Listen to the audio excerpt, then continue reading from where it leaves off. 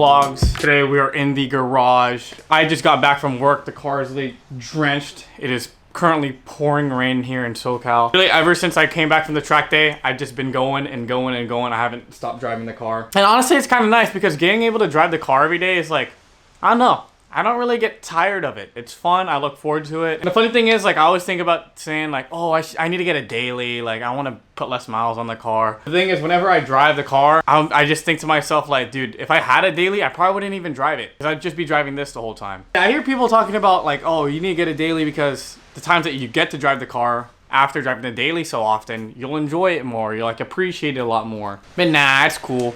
I like driving this car every day.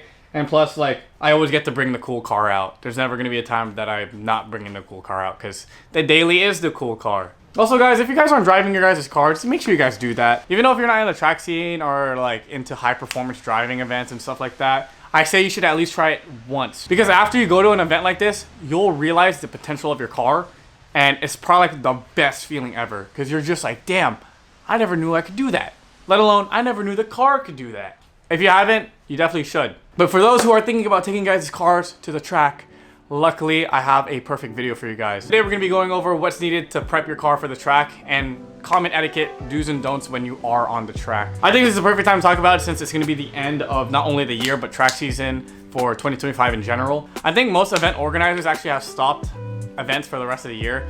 So yeah, I think this is a perfect opportunity for everyone else to, you know, maybe learn something about the track and maybe prepping your car for the track day if you guys plan on doing it next year. But yeah, let's go ahead and get into it.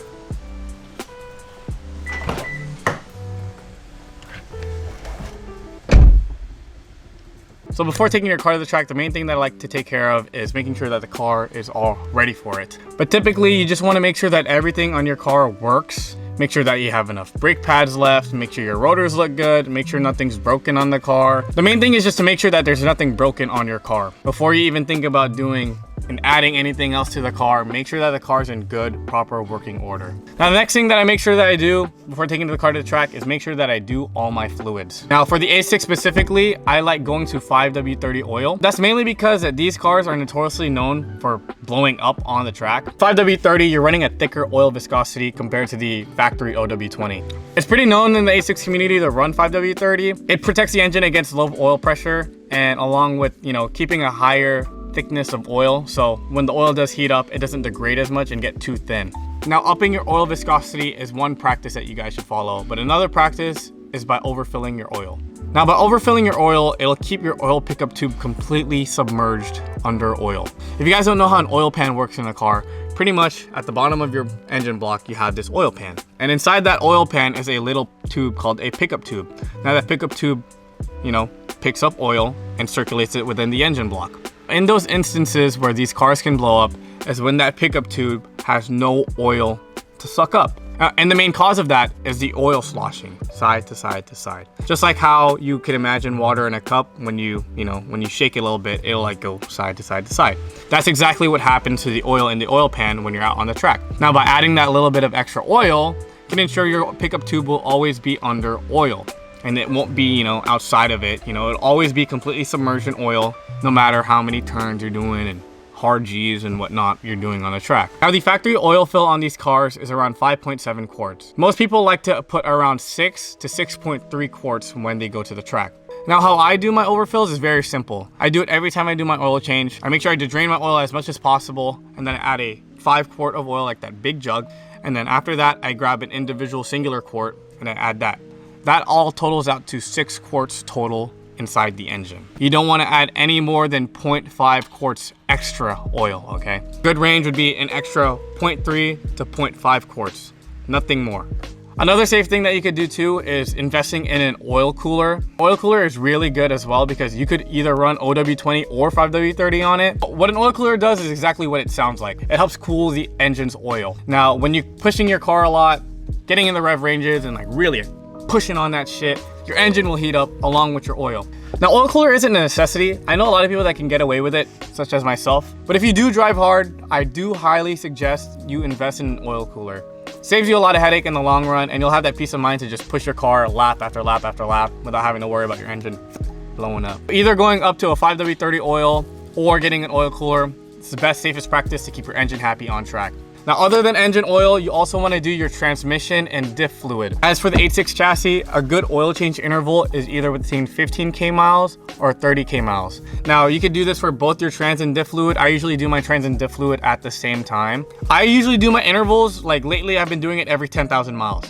You don't have to do it that often. I'm low-key wasting money by doing it that often. If you do a little bit of tracking and streeting at most of the times, you could get away with around like every 20K miles or 25K miles, but just make sure you do it within 15K or 30K. Other than our oils, we need to make sure other fluids are also taken care of as well. Now, this is where our braking system comes in. Braking is one of the most, if not the most important thing when it comes to the track days.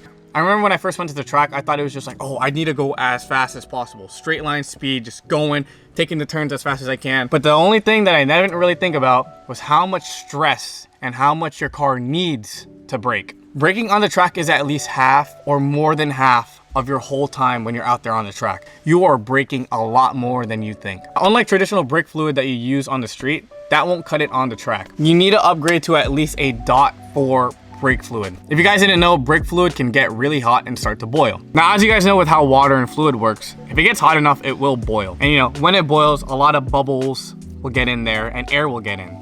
Now, that's exactly what happens with the brake fluid on your car. When braking heavily on the track, it'll cause the brakes to heat up, causing more friction, causing your brake fluid to get really hot and start to boil. And when your brake fluid starts to boil, it'll introduce air into the system and your brakes won't be as effective anymore. Your brakes won't feel as firm, it'll feel like very spongy. And if your brakes feel spongy, you won't have enough confidence to push your car on the track. So it's really important that you upgrade to .4 fluid at least. I use Motul RBF 600. And using that every time I go to the track, and I've had no issues with my brakes getting that hot or boiling over, and my brakes still feel firm even after the track day.